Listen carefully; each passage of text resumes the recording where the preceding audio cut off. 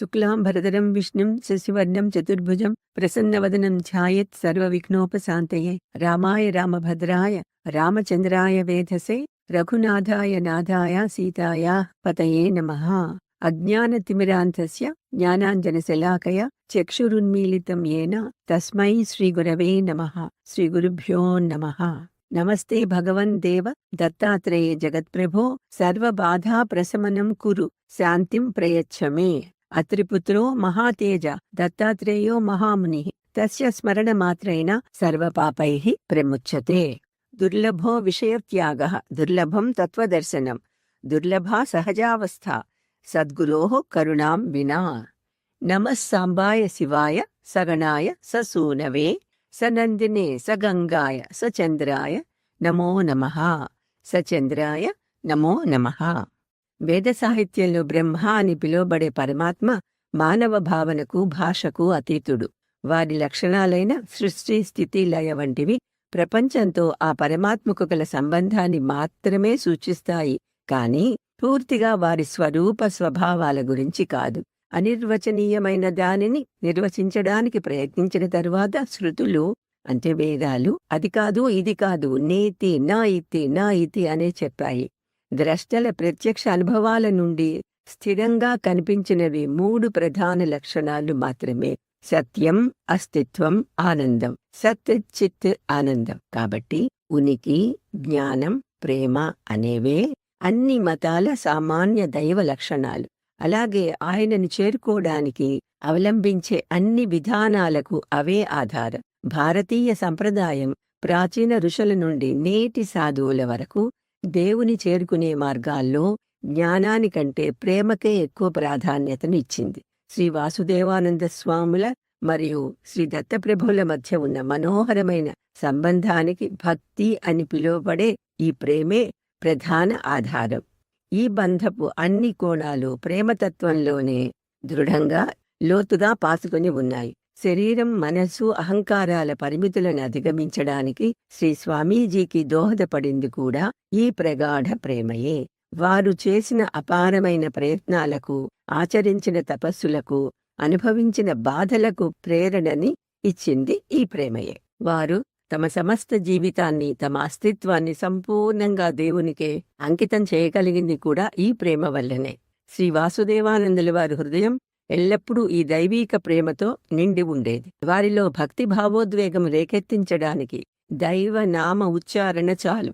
స్వరం గద్గదమై కన్నీళ్లు ప్రవాహమై తన్మయులైపోయేవారు. 1906లో శ్రీస్వామి వాడిలో బస చేసినప్పుడు వారు సంగమం వద్ద తన సాయంత్ర కర్మలు పూర్తి చేసుకున్న తరువాత భక్తులకు శ్రీకృష్ణ లహరిని వివరించేవారు. ఒకనాటి సాయంత్రం వారు ప్రసంగం చేస్తూ ఉండగా ఎప్పటిలాగే ఆలయంలో పూజకు గంటలు మోగటం, ప్రభువు ముందు ధూపం వేయటం మొదలయ్యాయి. ఒక్కసారిగా శ్రీ స్వామివారు ధ్యానావస్థలోకి వెళ్లిపోయారు. కన్నీళ్లు ధారగా ప్రవహించటం మొదలైంది. కొద్దిసేపటి తర్వాత కోలుకున్న శ్రీ వాసుదేవానందులు మనందరినీ వరిస్తున్న గొప్ప అదృష్టాన్ని చూసి ఆనందించండి. కరుణాసముద్రుడైన ప్రభువు తన భక్తుల ప్రయోజనం కోసం ఇక్కడ నివసించడానికి వచ్చారు. భగవంతుడికి తన పిల్లల పట్ల ఉన్న దయ నిజంగా వర్ణనాతీతం అని భక్తి భావోద్వేగంతో అన్నారు. ఒకసారి బ్రహ్మవర్తుల్లో కొంతమంది విద్యార్థులకు వ్యాకరణం బోధిస్తున్నప్పుడు కృష్ణ అనే పదాన్ని వింటూనే శ్రీస్వామి సమాధి స్థితిలోకి వెళ్లిపోయారు. వారికి ఇటువంటివి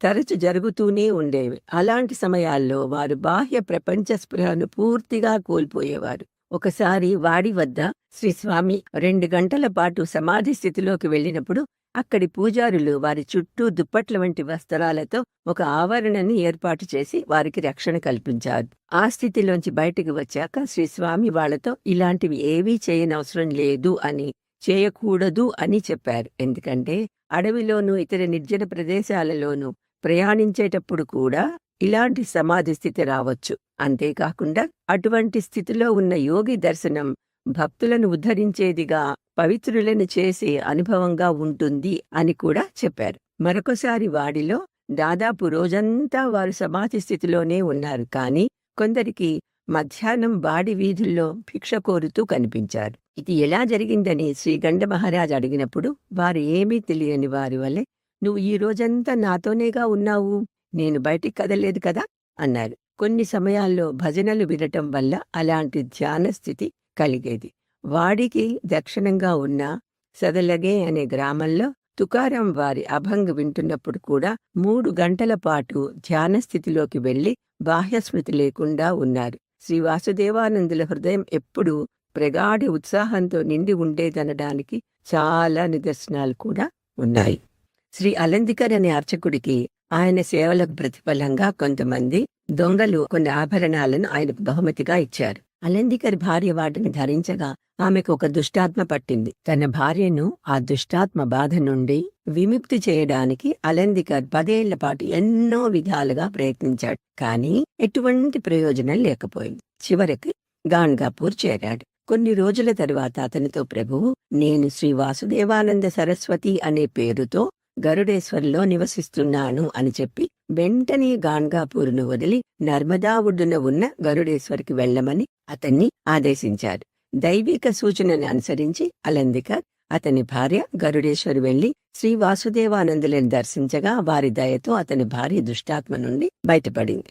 మరో సందర్భంలో గరుడేశ్వర్లో ఒక రాక్షసుడిని నరసోబావాడికి వెళ్లి అక్కడ దత్తాత్రేయ ప్రభువుని సేవించమని శ్రీస్వామి ఆదేశించారు. ఆ రాక్షసుడు, దత్తుడు ఇక్కడే ఉన్నాడు కదా, వాడికి వెళ్లాల్సిన అవసరం ఏంటి అని జవాబిచ్చారు. శ్రీస్వామి అతన్ని నోరు మూసుకో అని ఆజ్ఞాపించి ఆ దయ్యం ఆవహించిన స్త్రీపై నీళ్లు చల్లి ఆ దయ్యాన్ని ఆ దుర్మార్గపు స్థితి నుండి వెంటనే విడిపించారు. భగవంతుని దర్శన భాగ్యం కలగగానే తీవ్రమైన కోరికతో తుకారాం అనే వ్యక్తి గాన్గాపూర్కి వెళ్లి పండ్లు మాత్రమే తింటూ 3 సంవత్సరాల పాటు దత్త భగవానుని సేవలో తపస్సు చేశాడు. ఆ సమయంలో పండర్పూర్లో ఉన్న శ్రీ వాసుదేవానందులను గాన్గాపూర్కు వెళ్లి అక్కడ 3 రాత్రులు ఉండమని ప్రభు ఆదేశించారు.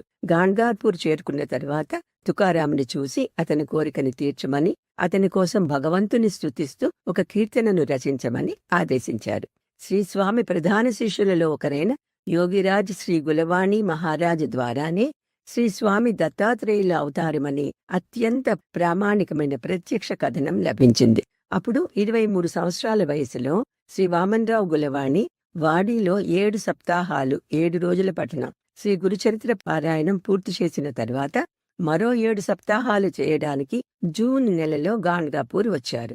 6వ సప్తాహం తర్వాత రామల్ అనే ఒక జ్యోతిష్యుడు రాబోయే 6 నెలలలో తన గురువు శ్రీ వాసుదేవానందులను కలవకపోతే తన జీవితంలో ఎన్నడూ వారిని కలవలేడు అని జోస్యం చెప్పాడు. ఈ జోస్యంతో దిగ్భ్రాంతి చెందిన శ్రీ వామన్రావుకు ఎలాగైనా తన గురువును కలవాలనే కోరిక మరింత తీవ్రమైంది. చివరిదైన 7వ సప్తాహ పఠనాన్ని ఒకే రోజులో పూర్తి చేసుకుని తన గొడుగును పూజారికి సప్తాహాల ముగింపు కర్మ ఖర్చుగా ఇచ్చి శ్రీస్వామిని వెతకడానికి అతను కాలినడకన బయలుదేరాడు. చేతిలో డబ్బు లేకుండా వేసవి మండుటెండలో దుమ్ము ధూళి నిండిన దారిలో కాలినడకన శ్రీ వాసుదేవానందుల కోసం 2 నెలల పాటు నిరంతర అన్వేషణ అనేది అతని అకుంఠిత పట్టుదలకు, తపస్సుకు తార్కాణం. దీనికి ప్రతిఫలంగా ఆయన తన ప్రియమైన పూజనీయులైన గురువును కలవటమే కాకుండా వారి పవిత్ర సాన్నిహిత్యంలో 10 రోజులు గడపగలిగాడు. శ్రీ వాసుదేవానందులు చేసిన 18 అధ్యాయాల భగవద్గీతపై ప్రత్యేక ప్రసంగాలు, శ్రీ విష్ణు సహస్రనామ సంపూర్ణ వివరణ, యోగా, ప్రాణాయామం, అజపం, జపంపై సూచనలు ఇవన్నీ అతనికి ఈ 10 రోజులలో శ్రీ స్వామీజీ అనుగ్రహం వల్ల కైవశమైనాయి. 10 రోజుల పాటు ఈ ఆనందకరమైన నివాసం తరువాత తన తండ్రి మొదటి ఆబ్ధీకం సమీపిస్తుండటంతో శ్రీ వామన్రావు వెళ్లాల్సి వచ్చింది.